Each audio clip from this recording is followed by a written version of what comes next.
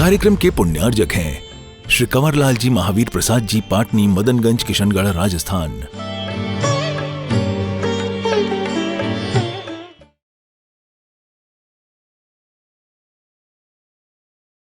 ओम अर्हं नमः। ओम अर्हं नमः। ओम अर्हं नमः। ओम अर्हं नमः। ओम अर्हं नमः। प्रार्थना मुद्रा। आँख बंद रखें। भगवान पार्श्वनाथ का स्मरण करें, जिन्होंने सम्मेत शिखर से मोक्ष पद की प्राप्ति की है। ऐसे भगवान पार्श्वनाथ का हृदय में उनकी देह का अरिहंत अवस्था में हरे रंग की मूर्ति में स्मरण करें और उन भगवान के चरणों में यह प्रार्थना करें, मेरी प्रभु से प्रार्थना आत्मशक्ति अर्थ हो। मेरी प्रभु से प्रार्थना आत्मशक्ति अर्थ हो। मेरा मन समर्थ हो। मेरा मन समर्थ हो। मेरा मन समर्थ हो। मेरा जो बुरा करे जो मुझे न चाहता। मेरा जो बुरा करे जो मुझे न चाहता। मेरी बात को सदा जो द्वेष से नकारता। मेरी बात को सदा जो द्वेष से नकारता। मेरे मन में उसके लिए साम्य भाव हो सदा।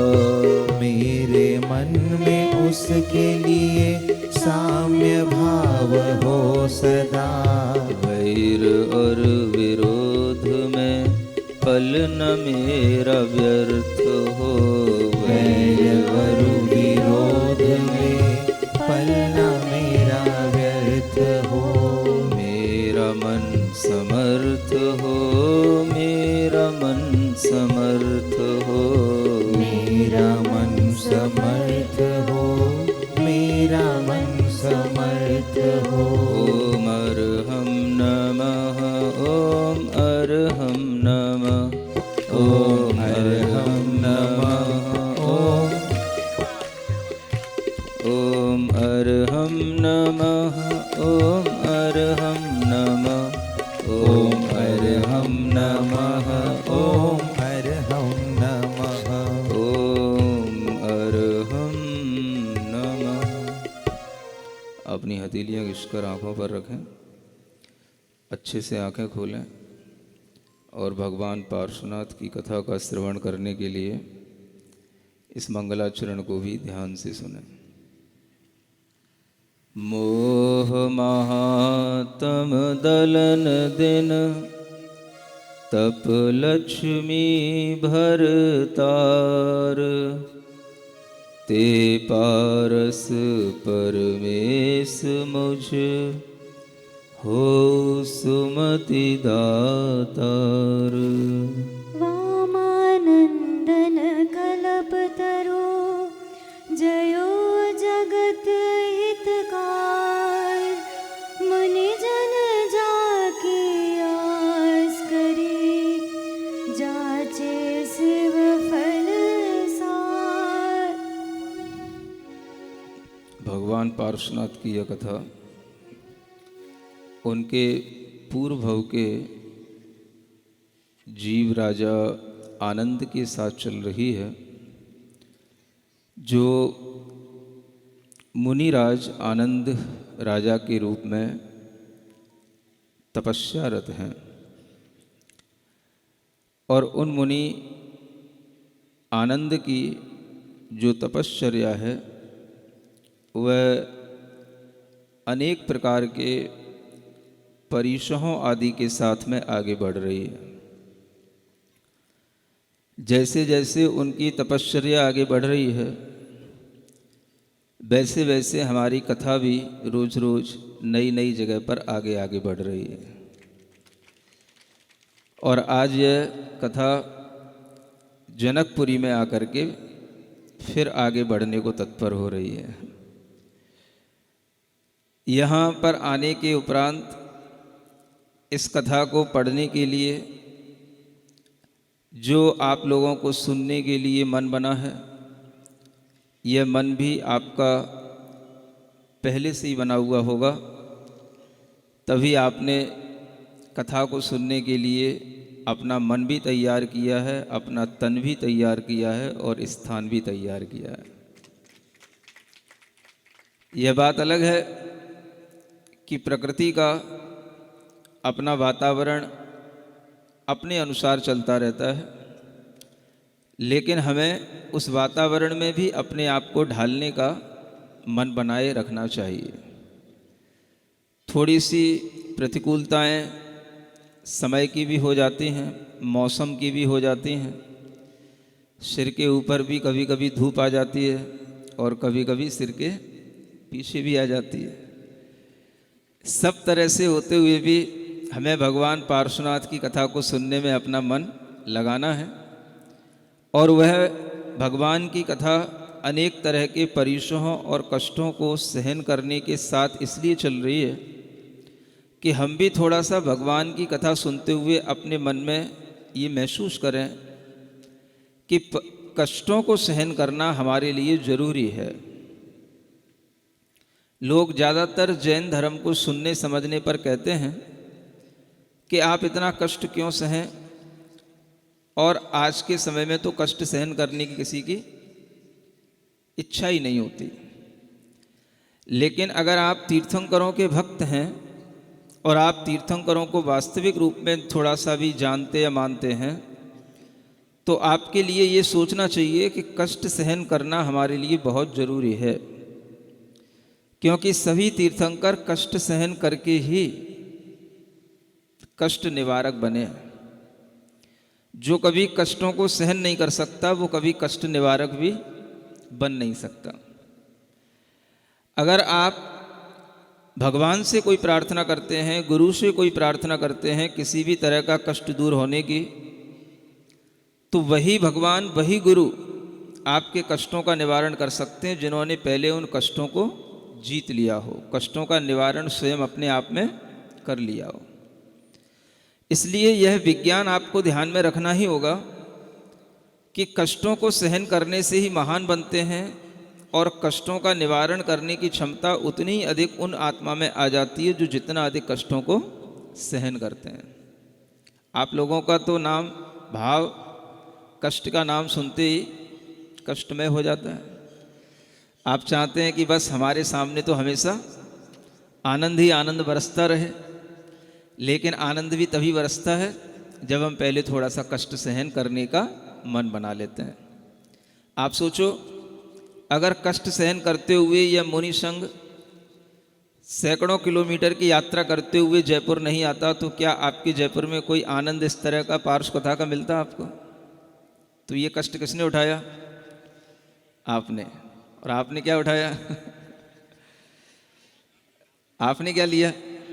हम तो महाराज आनंद लेने के लिए बैठे हैं। यह आनंद भी आपको कहीं ना कहीं पिछले जन्म में जो आपने थोड़ा बहुत कष्ट सहन किया है उसी के कारण से आ रहा है। ऐसा नहीं कि अगर आप जैन कुल में जन्म लिए तो आपने कभी कुछ सीखा नहीं, कभी कुछ कष्ट नहीं सहन किया, सब किया है।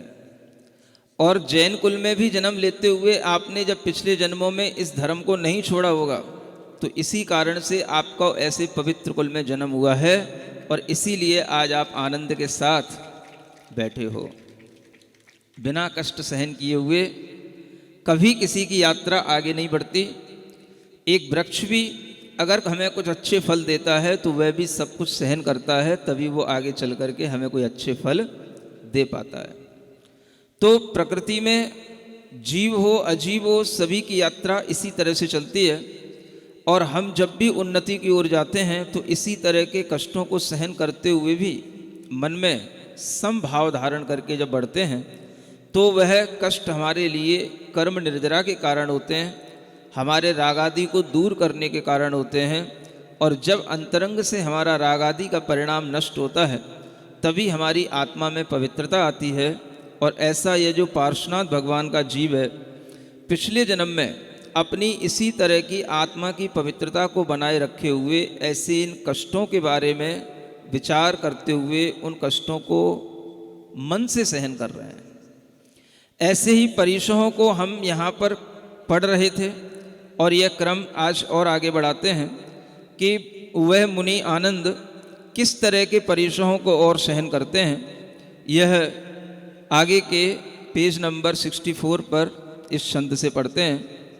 छंद नंबर 123। निरपराध निर्वैर महामुनि तिनको दुष्ट लोग मिली मारे, केई खेच थंब सो बांधत, केई पावक में पर जारे। तहाँ कोप नहीं करहि कदाचित, पूरब कर्म विपाक विचारे। समर्थ होय सहे बद बंधन, ते गुरु सदा सहाय हमारे। ऐसे गुरु से अपनी हमेशा सहाय मांगनी चाहिए। कैसे गुरु?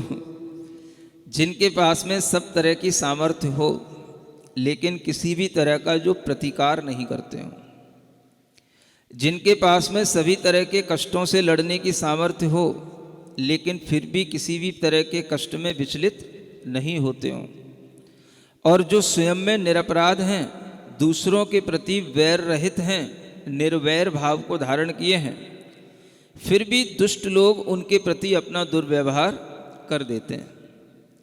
और कोई उनके लिए ऐसा भी कर सकता है, कोई उन्हें पकड़ सकता है, खींच सकता है, मार सकता है, खंभे से भी बांध सकता है, कोई उन्हें पानी में भी डाल सकता है और कोई उन्हें अग्नि में भी पटक सकता है। सुनते हो?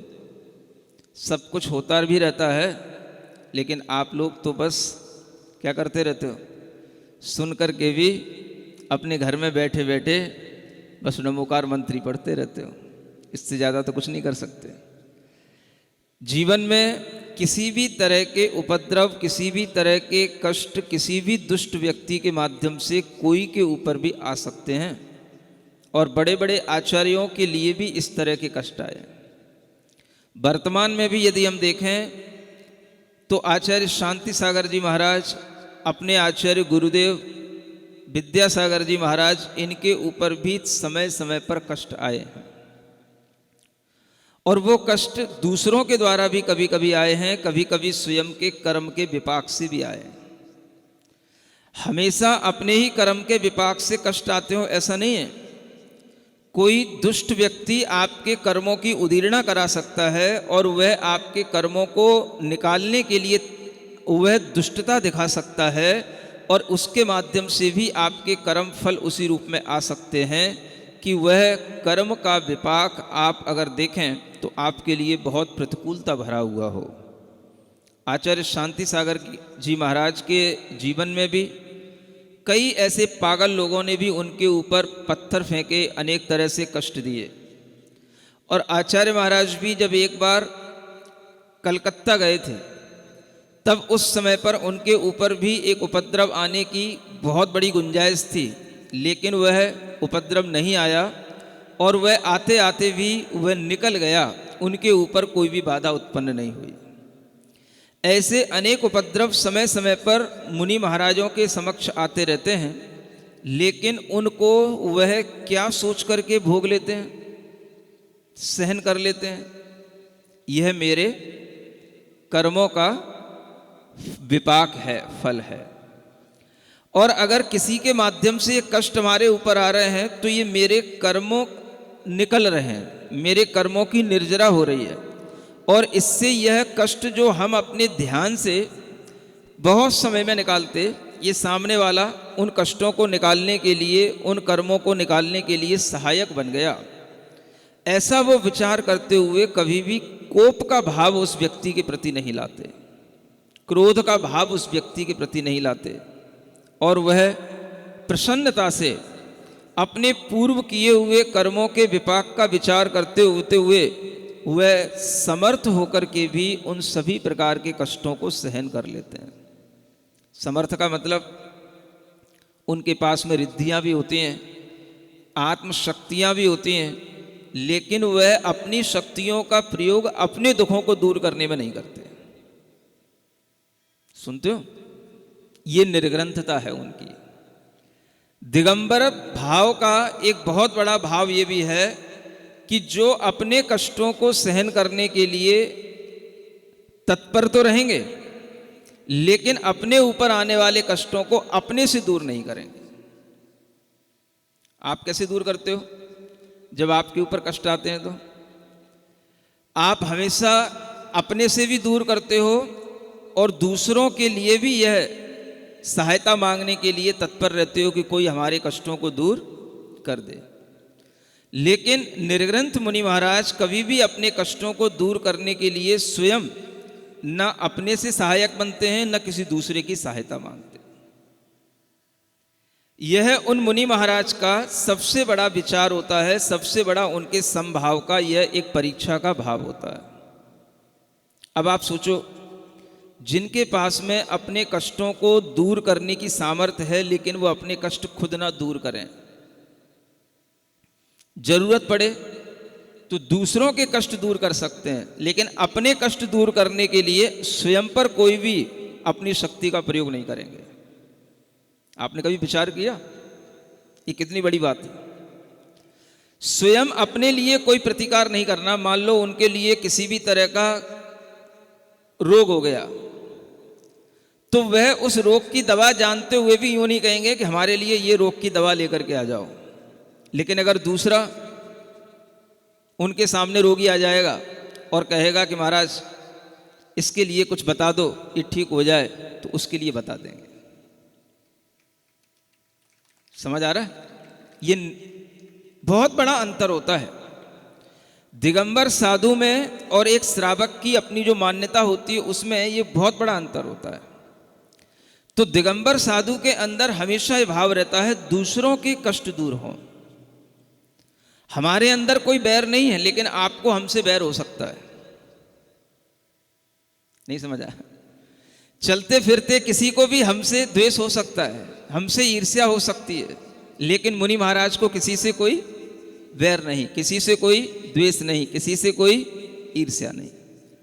ये अपने आप में एक बहुत बड़ा भाव होता है कि हम अपने ऊपर आने वाले किसी भी तरह के वध बंधन आदि जो कष्ट हैं उनको दूर करने के लिए हम न किसी से कहेंगे, न स्वयं हम कुछ भी याचना करेंगे, न हम किसी के लिए कोई बुलाएंगे। हम स्वयं उस कष्ट में को दूर करने में समर्थ होते हुए भी उस कष्ट को दूर नहीं करेंगे। ये भाव सबसे बड़ा भाव होता है निर्ग्रंथ मुनि महाराज का। आप लोग जब देव शास्त्र और गुरु ऐसा बोलते हो तो आपके मन में कोई विचार या भाव आता है कि हम क्यों देव शास्त्र गुरु की मान्यता रखते हैं, क्यों हम देव शास्त्र गुरु के चरणों में आते हैं? ये जो गुरु हैं, यही गुरु इसी तरह की साधना से आत्म साधना करते करते यही गुरु देव बन जाते हैं। यही गुरु आगे चल करके अरिहंत बन जाते हैं, सिद्ध बन जाते हैं, यही भगवान बन जाते हैं। इसलिए जब हम देव शास्त्र गुरु कहते हैं तो तीन चीजें नहीं होती। कहने को तीन है, वो तीन अलग अलग स्टेज की चीजें हैं, लेकिन है तो वो तीनों चीजें एक ही हैं। भगवान बने तो कहां से बने? यही मुनि महाराज चर्या करते करते अपनी आत्मा में संस्कार डालते डालते इतने अधिक वे परिपक्व हो जाते हैं, इस जन्म में ना सही तो अगले जन्म में सही, अगले जन्म में ना सही तो और अगले जन्म में सही। और यह करते करते वही मुनि महाराज एक दिन देव बन जाते हैं, अरिहंत भगवान बन जाते हैं, सिद्ध भगवान बन जाते हैं। अब आप सोचो, देव कौन बना? मुनि महाराज बने। अब बीच में शास्त्र भी आ जाते हैं। इन शास्त्रों में जो लिखा है या जो कहा जा रहा है वो शास्त्र क्या कह रहे हैं? तो जो शास्त्र कह रहे हैं उन्हें वह आत्मसात कर रहे हैं। आत्मसात करना समझते हो? पूरा का पूरा एब्जॉर्ब कर लेना। माने जैसे पानी में आप मीठा डाल दें तो पानी पूरा का पूरा मीठा हो जाता है। ऐसे ही मुनि महाराज जो जो शास्त्रों में लिखा है, कैसे धर्म का पालन करना, कैसे 22 परिसों को सहना, किस तरीके से अपने ऊपर आए हुए उपद्रवों को सहन करने के लिए कर्म निर्जरा करना, वह सारा का सारा एब्जॉर्ब करके अपने अंतरंग में ये भाव बना करके रखते हैं कि कुछ भी हो जाए हमें करना क्या है? हमें करना वही है जो शास्त्रों में लिखा हुआ है। तो एक तरह से शास्त्र सारे के सारे उनके अंतरंग में समा गए। समझ रहे हो? अब आप सोचो, आप तो क्या करते हो? देव शास्त्र गुरु की पूजा करनी है तो देव शास्त्र और गुरु तीनों को आपको अलग अलग देखना होता है, तीनों को आपको अलग अलग मानना होता है। अगर आपके लिए ये भाव आ जाए कि देव शास्त्र गुरु तीन भी हैं और कथनचित एक भी हैं, ये कभी आपने सोचा? नहीं सोचा ना। हम हमेशा क्या सोचते हैं? देव शास्त्र गुरु तीन कंपोनेंट अलग अलग हैं, है ना, और उन तीनों को हम अलग अलग रूप में देखते हैं। लेकिन अगर हम विचार करें तो तीनों में एक रूपता भी है और एक में भी आपको तीन दिखाई दे सकते हैं। और अगर आपको एक में तीन दिखाई देने लग जाएंगे तो आपको गुरु की महिमा समझ में आएगी, और जब आपको गुरु की महिमा समझ में आएगी तभी आपका मोक्ष मार्ग शुरू होगा। सुनते हो? मंदिर में पूजा करने से आपका मोक्ष मार्ग शुरू हो मुझे नहीं पता, शास्त्रों की पूजा करने से आपका मोक्ष मार्ग शुरू हो मुझे विश्वास नहीं है।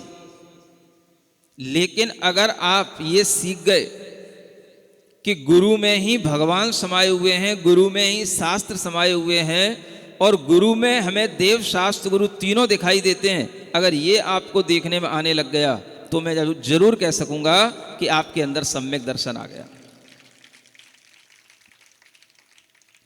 क्योंकि गुरु के अंतरंग में अगर आप देखेंगे तो आपको यही साधना जो शास्त्रों में लिखी है वही दिखाई देगी। और वही साधना करते करते जब हम आगे बढ़ते हैं तभी हमारे अंतरंग में ये विश्वास बनता है कि गुरु की भक्ति से ही हमारा मोक्ष मार्ग बनता है। गुरु भक्ति संयमेणया तरंति संसार सायरम घोरम। केवल गुरु भक्ति के संयोग से, संयम से यह जीव संसार सागर को पार कर सकता है। और अगर आपके लिए तीन चीजें हैं, देव शास्त्र गुरु, तो सबसे पहले किसको पकड़ना होगा आपको? सबसे पहले उसको पकड़ा जाएगा जो आपके सामने हो, जो आपके परिचय में हो, जो आपको दिखता हो। देव दिखाई नहीं देते, शास्त्रों में कुछ दिखाई नहीं देता। दिखाई क्या देता है? गुरु में कुछ दिखाई देता है। और गुरु अगर आपके लिए पकड़ में आ गए, गुरु की अगर आप भक्ति करना सीख गए, गुरु के चरणों को अगर आपने पकड़ लिया तो आपके लिए ऊपर के रास्ते भी अपने आप बनते चले जाएंगे। इसलिए देव शास्त्र गुरु इन तीनों की भक्ति का भी एक क्रम है। और वो क्रम इसीलिए है, पहले कौन सा? पहले वो पकड़ लो जो सबसे पहले पकड़ में आ जाए। क्या सुना? अभी की तो अभी कर लो, बाद की बाद में देखा जाएगा।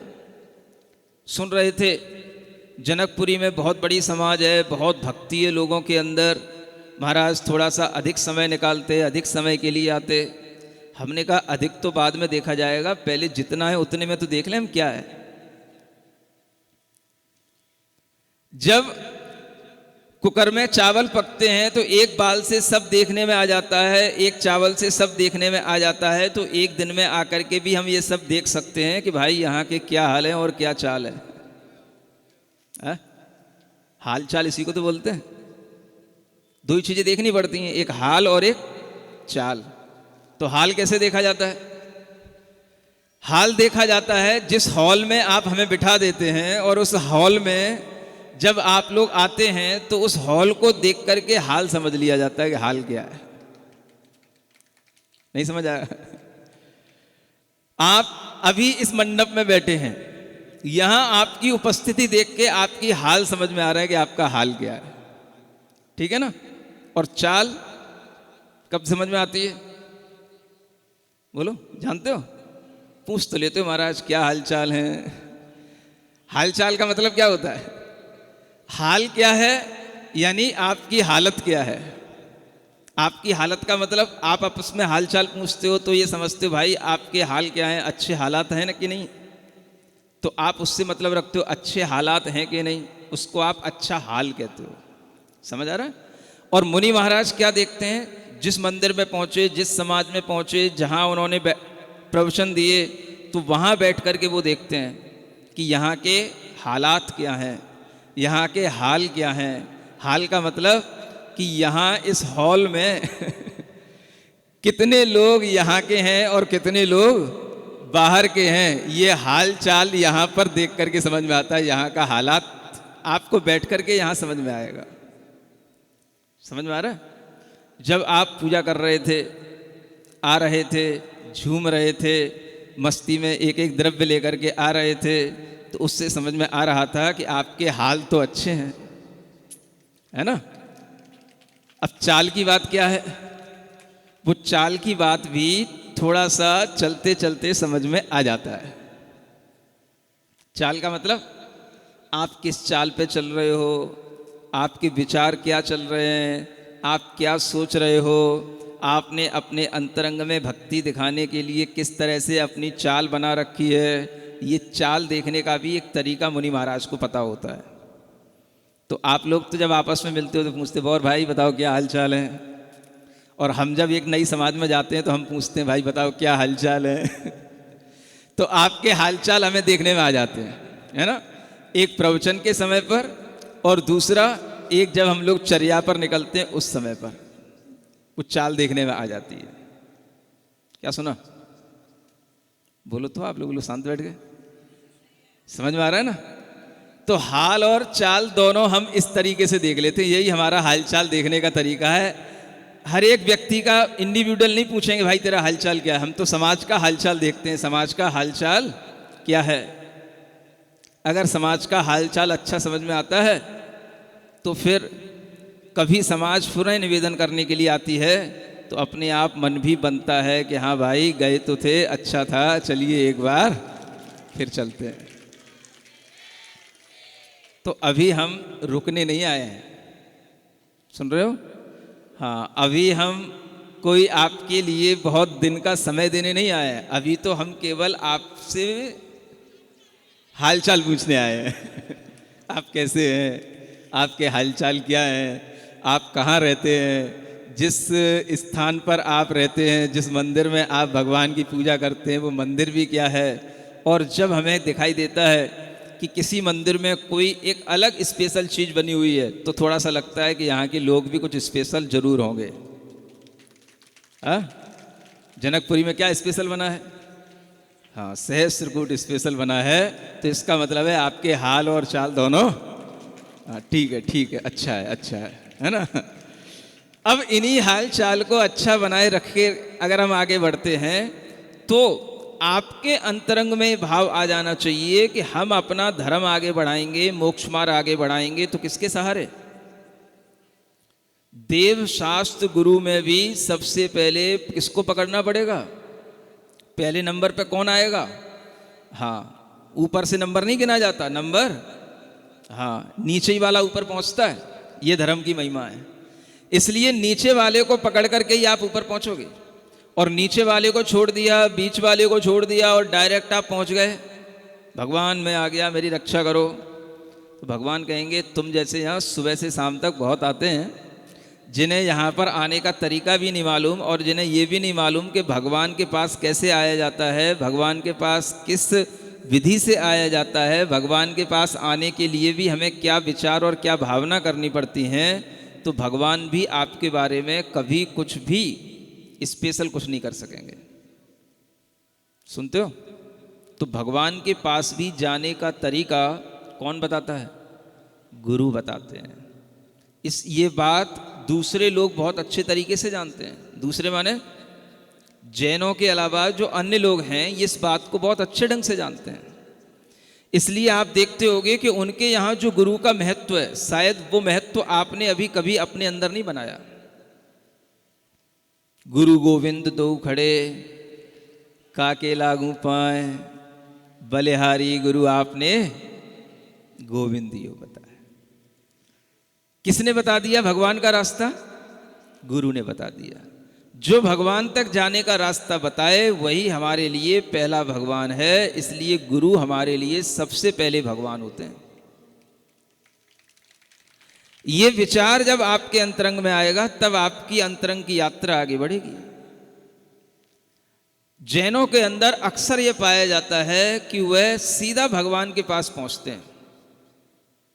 सबसे पहले भगवान के ऊपर जाकर के लोटा लेके खड़े हो जाएंगे, भगवान के सिर पर पहले खड़े हो जाएंगे जाके। जो लोग भगवान के सिर पर पहले खड़े हो जाते हैं जाकर के, तो इसका मतलब है कि वो भगवान के सिर पर अगर खड़े हो गए तो इसका मतलब है फिर उन्हें अब गुरु के महिमा नहीं आ सकती। आप विचार करो, अगर आपके मंदिर में आने का समय मुनि महाराज का भी हो रहा हो और वही समय भगवान के सिर पर आपको लोटा लेके खड़ा होने का हो रहा हो, तो आप किसको प्रेफरेंस देंगे? प्रायोरिटी किसको देंगे बताओ? सोच लेना। आप विचार कर लेना। आप यहां मुंडी अलग हिलाते हो और वहां जाकर के आपके दिमाग अलग चलते हैं। इसलिए आपके अंतरंग में जब तक ये भाव नहीं आएगा कि संसार से तारने वाला अगर हमें इस पंचम काल में कोई है तो वो क्या है? गुरु महाराज। अगर आपको गुरु के ऊपर विश्वास हो जाएगा तो आपको गुरु की हर बात पर विश्वास हो जाएगा। और गुरु जब आपको विश्वास में ले लेता है तभी आपके साथ कुछ विश्वास की बातें करेगा। सुनते हो? हाँ। इसलिए गुरु जल्दी विश्वास में किसी के आता नहीं और जल्दी किसी को अपने विश्वास में लेता नहीं, वो देखता रहता है। अगर आपके अंदर गुरु के प्रति विश्वास बढ़ेगा तो गुरु वो बात आपको बताएगा जो उसके विश्वास में पड़ी हुई है। और वो बात आपको तभी जानने में आएगी जब आप गुरु की भक्ति करेंगे, गुरु के विश्वास से जुड़ेंगे और आपके अंतरंग में ये विश्वास बने कि निर्ग्रंथ दिगंबर गुरु को देखना, न केवल गुरु को देखना है, शास्त्रों को भी देखना है और साक्षात चलते फिरते अरिहंतों को भी देखना है। ये बात दिमाग में घुस नहीं सकती आप लोगों के? घुस रही है? नहीं घुसेगी। क्यों बच्चों, समझ में आ रहा है? देव शास्त्र गुरु में भी सबसे पहला तत्व कौन सा है जिसको हम पकड़ें और इस गुरु के माध्यम से ही हम आगे बढ़ें तो हमें पता पड़े कि देव क्या होते हैं। हम सीधा सीधा देव के बारे में जानने लग जाते हैं। हम सीधा सीधा शास्त्रों को पढ़ करके शास्त्रों में घुसने लग जाते हैं। इसीलिए हमारे अंदर गुरु भक्ति छूटती चली जाती है। जिन लोगों के अंदर गुरु भक्ति होती है वो कभी कभी ऐसे भी होते हैं उन्हें अलग से कुछ नहीं पढ़ना होता है। बोले जो गुरु ने पढ़ा दिया वो बहुत है, बस कुछ नहीं पढ़ना अलग से। जिनके अंदर गुरु भक्ति होती है उनके अंदर और गुरु के अलावा कोई विचार नहीं आता कि मुझे ये भी पढ़ लूँ वो भी पढ़ लूँ, मैं शास्त्रों में घुस जाऊं। कहीं नहीं घुसना। जो गुरु पढ़ा रहे हैं बस उतना ही पर्याप्त है। गुरु ही हमारे शास्त्र हैं। और उस तरह से वो पढ़ते पढ़ते देव में भी घुसने का प्रयास नहीं करते, क्योंकि उन्हें पता है कि देव तो यह गुरु ही हैं। इसलिए हम गुरु के आगे भी एक देव शब्द लगाते हैं, गुरुदेव कहते हैं। कहते हैं कि नहीं? ये गुरु ही देव हैं। ये गुरुदेव का भाव जब आ जाता है तब आचार्य, बड़े बड़े आचार्य मुनि महाराज के लिए भगवान संज्ञा से पुकारते हैं। धन्ना ते भगवंता, भगवती आराधना में कहते हैं ये भगवान हैं, ये धन्य हैं। कौन? जो हमें देव के रूप में दिखाई देते हैं और ये हमें देवत्व की ओर ले जाने वाले हैं। इसलिए गुरु आपसे तब कोई बात करेगा जब उसे ये समझ में आ जाए कि आप उसकी बात को मानते हो, और वो तब उसको समझ में आएगा जब आपके अंदर गुरु के प्रति विश्वास बनेगा। सुन रहे हो? क्या कर रहे हो अभी आप? अभी तो आप उदक चंदन तंदुल करके प्रसन्न हो रहे हो। पूजा कर ली, थोड़ा सा हमने भक्ति कर ली, इतने में अगर हमने अपने आप को पर्याप्त मान लिया तो शायद ये तो अभी गुरु भक्ति की शुरुआत भी नहीं है। हाँ, गुरु भक्ति की शुरुआत किससे होगी? इसी विचार से होगी, इसी भाव से होगी। और जब इस तरह का विचार हमारे अंतरंग में उतरता चला जाता है तो हम गुरु के सामने होने पर भी नाचते हैं, और जब गुरु हमारे सामने नहीं होते हैं तब भी हम गुरु की भक्ति करते हैं, और तब भी हम गुरु की भक्ति में नाच लेते हैं। दो तरह की भक्ति बताइए, एक प्रत्यक्ष भक्ति और एक परोक्ष भक्ति। प्रत्यक्ष भक्ति तो वह है जब गुरु सामने हैं और हम गुरु की भक्ति कर रहे हैं, तो वह प्रत्यक्ष भक्ति है। और परोक्ष भक्ति वह है जब गुरु सामने ना भी हो तो भी हम गुरु की भक्ति करते हैं, तो ये क्या है? परोक्ष भक्ति। जब तक गुरुदेव सामने थे सब भक्ति करते थे, गुरु के जाने के बाद भी भक्ति करते हो कि नहीं? करते हो? हाँ, इसी का नाम क्या है? परोक्ष भक्ति। और इस तरह से अगर हम भक्ति करते रहते हैं तो उस भक्ति की प्रसन्नता गुरुदेव के द्वारा मिलने वाली उस कृपा के माध्यम से आप तक इस रूप में पहुंच सकती है कि जब जब आप गुरुदेव की भक्ति करें, आपका मन गुरु में लगने लग जाए, तो आपके अंतरंग में अपने आप उन्हीं विशुद्धि परिणामों के माध्यम से आपका अंतरंग पवित्र होने लग जाए। और जब ये अंतरंग पवित्र हो जाए तो समझ लेना गुरु की कृपा हमारे अंदर आ गई। ये तरीका जैन दर्शन में बताया है गुरु की कृपा अपने अंतरंग में लाने का। अन्य लोग क्या करते हैं? सीधा सीधा गुरु से कृपा मांगते हैं, गुरु कृपा दो, कृपा बरसाओ। समझ आ रहा? कोई दूसरे बाबा के पास, कोई किसी बाबा के पास कृपा लेते हैं और वो बाबा भी कृपा देते हैं। जैन दर्शन में क्या सिखाया गया? कृपा आपके ऊपर गुरु नहीं बरसाएंगे, कृपा आपको खुद अपने अंतरंग में गुरु की भक्ति करके प्राप्त करनी होगी। तो गुरु कभी भी उस व्यक्ति के लिए स्पेशल कृपा नहीं देते जो गुरु की भक्ति कर रहा हो, लेकिन गुरु की कृपा सबके लिए रहती है। और वह सबके पास कृपा क्यों नहीं आती? क्योंकि वो कृपा उसी के पास आएगी जो गुरु की भक्ति में ओतप्रोत हो जाता है। इसलिए हम लोग कभी भी गुरु से कृपा नहीं मांगते। सुनते हो? कभी ये नहीं कहते गुरु कृपा बरसाओ, गुरु कृपा दो, और ना कोई गुरु कहते हैं कि मेरी कृपा तुम्हारे ऊपर बरस रही है। क्या समझ में आया? एक बहुत बड़े भीतरी सिद्धांत हैं जो अन्य दर्शनों से जैन दर्शन को अलग रखते हैं, और जैन दर्शन के सिद्धांत अपने मौलिक सिद्धांत हैं। जब हम गुरु की भक्ति करते हैं, उन्हें भगवान मान करके भक्ति करते हैं, तो हमारा अंतरंग जब पवित्र होने लग जाता है, इसी को हमें गुरु कृपा समझनी चाहिए, और यही गुरु कृपा हमारे काम की है। बाहर से बरसाई गई गुरु कृपा कोई काम की नहीं होती।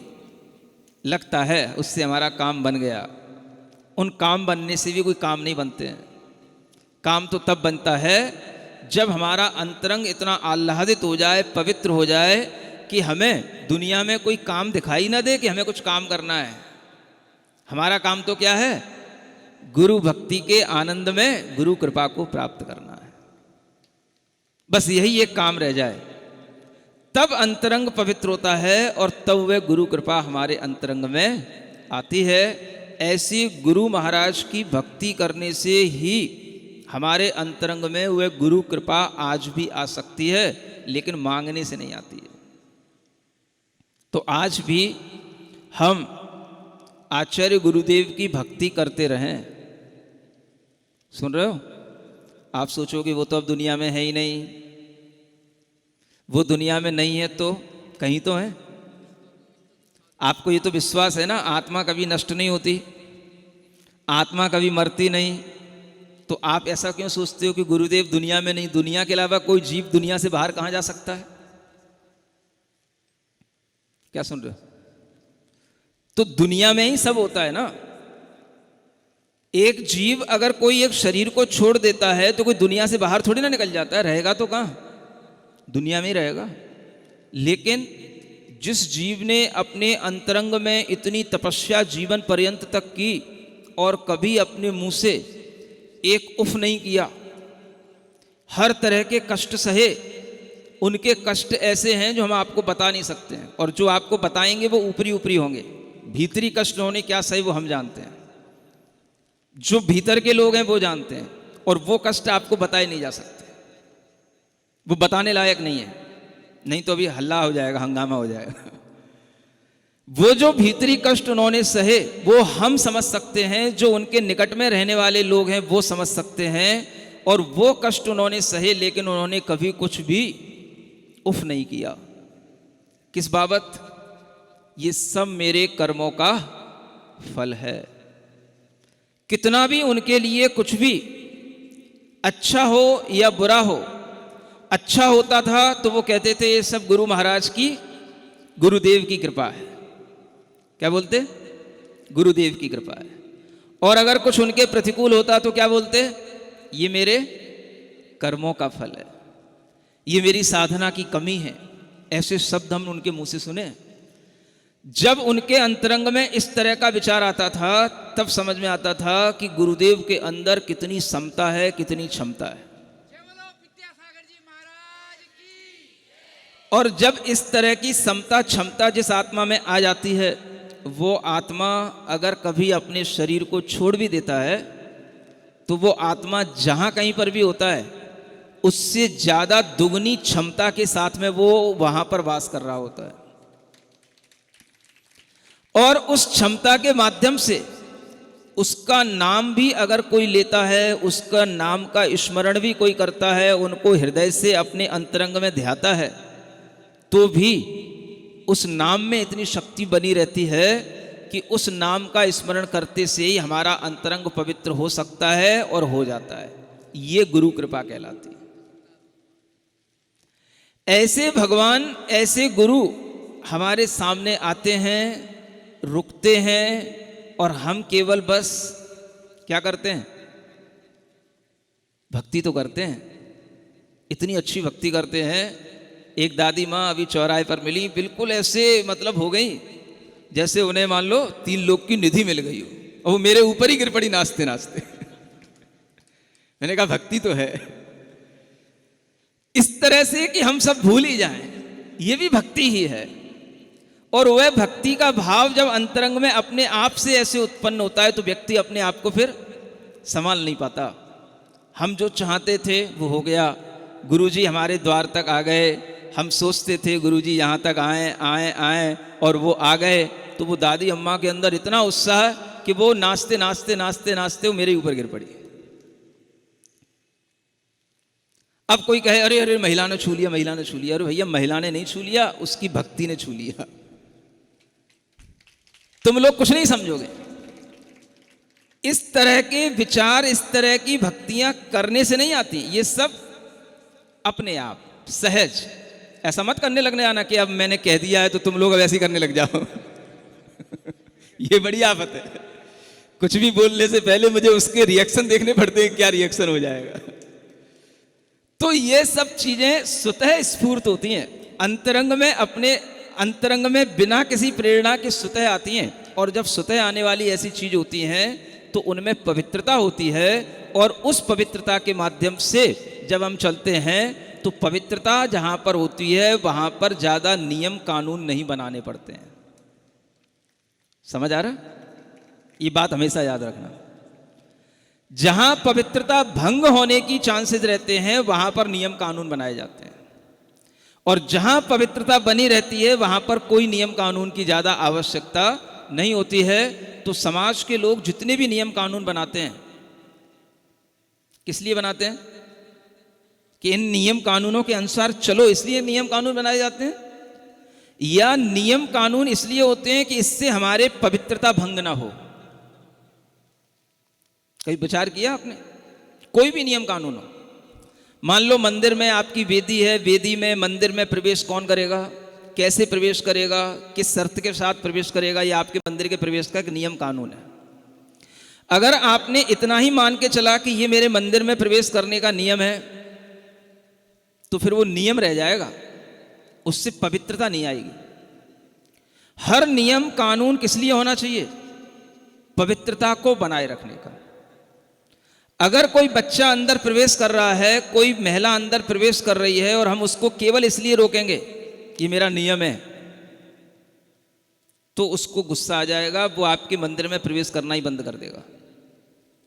लेकिन अगर हम उसको ये बताएंगे कि ये हमारी इस स्थल की पवित्रता को बनाए रखने के लिए ये नियम है, तो वो आपको अंतरंग से आपकी बात को स्वीकार कर लेगा।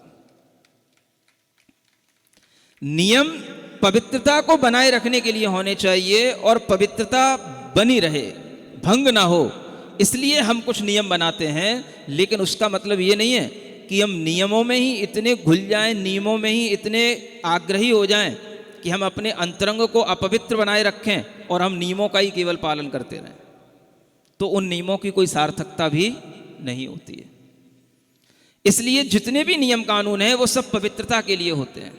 चौके में आप लोग आते हो, कैसे वस्त्र पहन करके आना, कैसे आपके हाथ पैरों की शुद्धि होना, किस लिए है?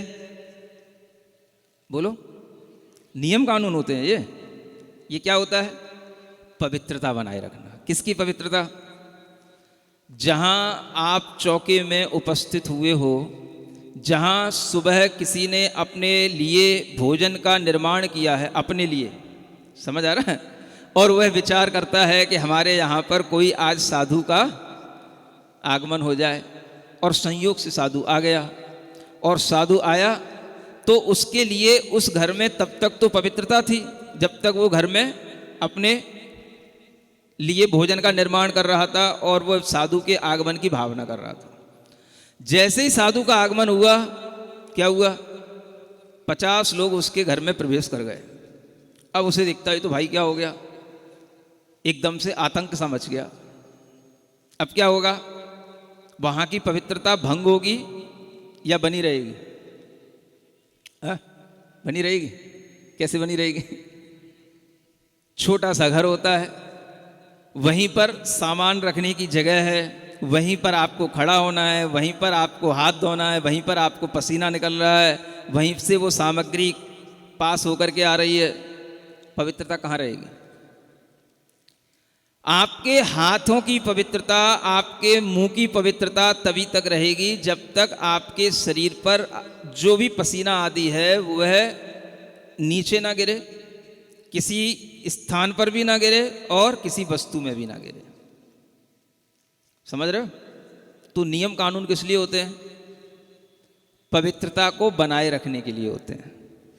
इसलिए ऐसा नियम कानून बनाना चाहिए कि जब साधु का घर में प्रवेश हो तो उस समय पर सिर्फ घर वाले लोग ही पड़गाहन करने के बाद में जो भी क्रिया करते हैं नवदा भक्ति की, वो घर वाले लोग करें। जब तक वो क्रिया पूरी ना हो जाए तब तक बाहर का कोई भी व्यक्ति वहां पर प्रवेश अंदर ना करे। जब आहार शुरू हो जाए, घर वाला जिसने सुबह से अपने लिए मन बनाया है वो कम से कम 10 मिनट इत्मीनान से मुनि महाराज को दे तो ले आहार। साधु को, कोई भी साधु को आहार तो दे तो ले पहले 10 मिनट।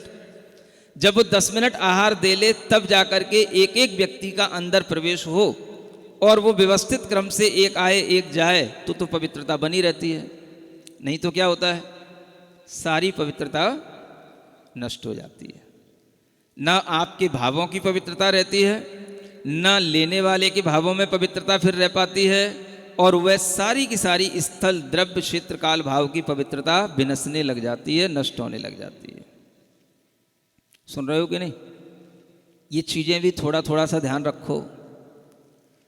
मुनि महाराज को तो कष्ट सहन करना ही है, ये तो आपको पता ही है, वो तो कर ही लेंगे। लेकिन आप उन्हें अगर कष्ट दोगे तो वो आपके लिए पुण्य का कारण होगा कि पाप का कारण होगा? ये बताओ। नहीं समझ में आया? अब दो अलग अलग चीजें होंगी ना। मुनि महाराज के ऊपर जो कष्ट आएगा वो सहन कर लेंगे, 50 लोग घुस जाएं, 100 घुस जाएं, 200 घुस जाएं, उन्हें कोई फर्क नहीं पड़ेगा, वो कैसे भी गर्मी होगी कुछ होगी सब सहन कर लेंगे। लेकिन आपको क्या सोचना, हमारे कारण से अगर मुनि महाराज को कष्ट होगा तो वह कष्ट हमारे लिए पाप का कारण बनेगा कि पुण्य का कारण बनेगा। ये विचार भी थोड़ा सा आगे बढ़ना चाहिए। सुन रहे हो, भक्ति तो खूब है, लेकिन भक्ति में भी थोड़ा सा विवेक बना रहे, भक्ति में भी थोड़ा सा नियंत्रण बना रहे, तो ये भक्ति और ज़्यादा पराकाष्ठा पर पहुंच सकती है और भक्ति में और अच्छा आनंद आ सकता है। सुन रहे हो, जैसे हम आपको अभी दे रहे हैं, अच्छा लग रहा है आपको? क्यों अच्छा लग रहा है? क्योंकि एक डिस्टेंस मेंटेन किए हुए हो आप। अगर आप बिल्कुल यहीं आके बैठ जाओगे सामने मेरे इसी टेबल के ऊपर, तो हम आपको ऐसा दे पाएंगे? नहीं समझ में आ रहा है? तो हर चीज की एक पवित्रता होती है, और वह पवित्रता कब बनती है? जिसके लिए जितनी डिस्टेंस मेंटेन करने के लिए है उतना वो किए रहे, है ना? तो जितनी पवित्रता से हम आपको दे रहे हैं उतनी पवित्रता से आप हमें दें, तो फिर कहना ही क्या, इस पंचम काल में भी चौथे काल जैसी रिद्धियां उत्पन्न होने लग जाए। समझ आ रहा है? सिर्फ यही कमी है। नियम को आप ये ना समझें कि ये नियम हमारे लिए क्यों। जब भी कोई नियम आपके सामने आए तो क्या समझें, इस नियम के पीछे एक लॉजिक है। वो लॉजिक क्या है? पवित्रता को बनाए रखना। मंदिर में घुसने का भी नियम होता है, अभिषेक करने का भी नियम होता है, साधु को आहार देने का भी नियम होता है, और हर नियम किस लिए होता है? हमारे पवित्रता भंग ना हो। समझ आ रहा है? तो आज आपको यही बात का विचार करना है कि जितने भी लोग जिस भी तरीके से कोई भी क्रिया करते हो, लेकिन अगर हम साधु के लिए आहार आदि देने जाते हैं तो हम ये ध्यान रखें कि वह स्थान की पवित्रता बनी रहे और हमारे आने जाने से किसी भी तरह की पवित्रता का भंग ना हो। सुनते हो? अपने पास में कम से कम एक गमछा रखा करो। क्या गमछा जानते हो? रूमाल तो क्या होता है, इतना पसीना आता है तुम्हारा कि एक बार के पहुंचने में ही सारा रूमाल गीला हो जाएगा, फिर वो पसीने में ही रूमाल लग जाएगा तुम्हारा। समझ आ रहा है? एक काम और करो, मैं एक चीज़ और चाह रहा हूँ, थोड़ा लोग सुने, क्योंकि आगे मुझे और भी कॉलोनियों में जाना है, और ये हर कॉलोनी में अगर इसी तरीके की अव्यवस्था रहेगी तो मैं परेशानी होता रहूँगा। समझ आ रहा है? मैं चाहता हूँ आप लोगों का पुण्य अच्छा बढ़े, मेरी भी विशुद्धि बढ़े। जो मुनि महाराज को आहार देने की प्रक्रिया में केवल एक ऊपर से धोती लपेट लेना, एक नीचे से धोती लपेट लेना, मुझे बहुत गंदी प्रक्रिया नजर आती है। सुन रहे हो? थोड़ी सी ये प्रक्रिया को सुधारो। अब आपके शरीर में इतना पसीना आता है कि वह धोती पूरी गीली दिखाई देती है। समझ आ रहा है? ये मुझे बहुत गंदी चर्या समझ में आती है और ये मुझे बहुत गंदापन लगता है। अभी तक मैंने बोला नहीं, ये मैं आज बोल रहा हूं। यूं मत समझना कि जनकपुरी वालों के लिए बोल रहा हूं, ये आवाज दूर दूर तक जाएगी। सबके लिए एक समझदारी की बात बताना चाह रहा हूं। मुनि महाराज के लिए जब भी आप आहार आदि देने के लिए वस्त्र पहनते हैं तो मेरा ये विचार है, आपका अंडरवियर शुद्ध होना चाहिए, आपके शरीर पर बनियान भी होना चाहिए। बिना बनियान के, बिना अंडरवियर के धोती और ऊपर से दुपट्टा लगाने का कोई मतलब नहीं है। और इसी तरह के धोती दुपट्टा पहन करके जब आप आहार दोगे तो एक स्वच्छता दिखाई देगी, एक पवित्रता दिखाई देगी। सुन रहे हो? ये नियम अभी तक बना नहीं कहीं, मैं थोड़ा इसको शुरू करना चाहता हूं, है? हाँ, मतलब ऐसा लगता है कि जैसे कहीं से भी कुछ भी छन्ना उठाया, लपेटा और चले होने, सारा सब कुछ दिखाई दे रहा है, इधर उधर सब गीला सा पड़ा है, ना कुछ होश है, ना समझ में नहीं आता कोई चीज का तरीका है कि नहीं है। अरे भाई, इतनी पवित्र क्रिया करने के लिए आए हो तो कुछ पवित्रता तो अपने मन में ध्यान में रखो। सुन रहे हो? तो सबके पास में 5 वस्त्र होने चाहिए। आगे आने वाली कॉलोनियों में भी यहाँ की लोग व्यवस्था बना करके चले, 5 वस्त्र सबके पास। कौन से? 4 तो पहने हुए होने चाहिए। समझ आ रहा है ना? अब मैं ये नियम से चलूंगा। आया, धोती लपेटी ऊपर की और एक नीचे की, कुछ भी छन्ना सा, और शुरू हो गया देने के लिए। देख के ही मुझे घिन आती है। तो ऐसे लोगों का प्रवेश वर्जित रखा जाए चौके में। समझ आ रहा है? ये नियम बनाया जाए। अभी तक ये नियम बने नहीं है, इसकी शुरुआत जनकपुरी से ही की जाए तो बहुत अच्छा रहेगा, मुझे याद रहेगा। 4 वस्त्र तो ये होने चाहिए, समझ आ रहा है? कोई भी बिना बनियान के, बिना अंडरवियर के कोई भी मुझे आहार न दे। धोती उसके ऊपर होनी चाहिए, है?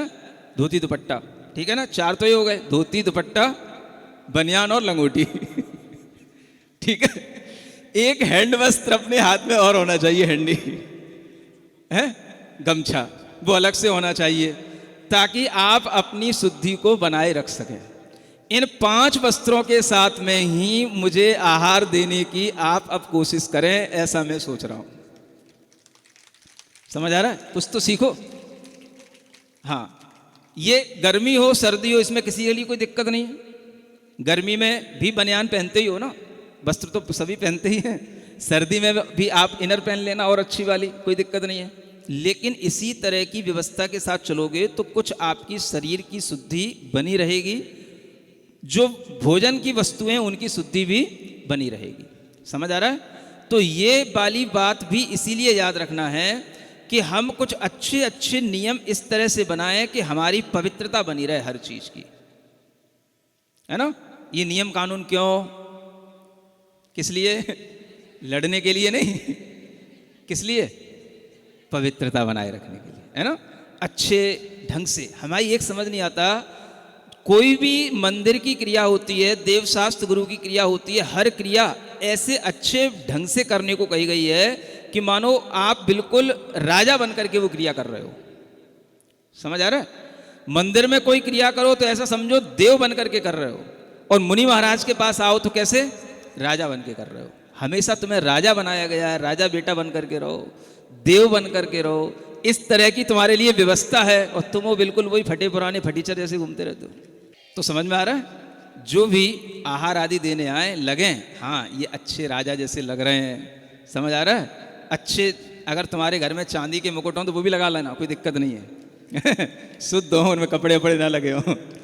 अच्छे ढंग से वो व्यवस्थित होकर के जब व्यक्ति सामने आता है तो लेने का भी भाव आता है कि हाँ भाई कोई राजा आहार दे रहा है, तो मुनि राजाओं को भी भाव आएगा कि हाँ भाई अच्छा आहार लो, फिर अच्छा इनको भी दो।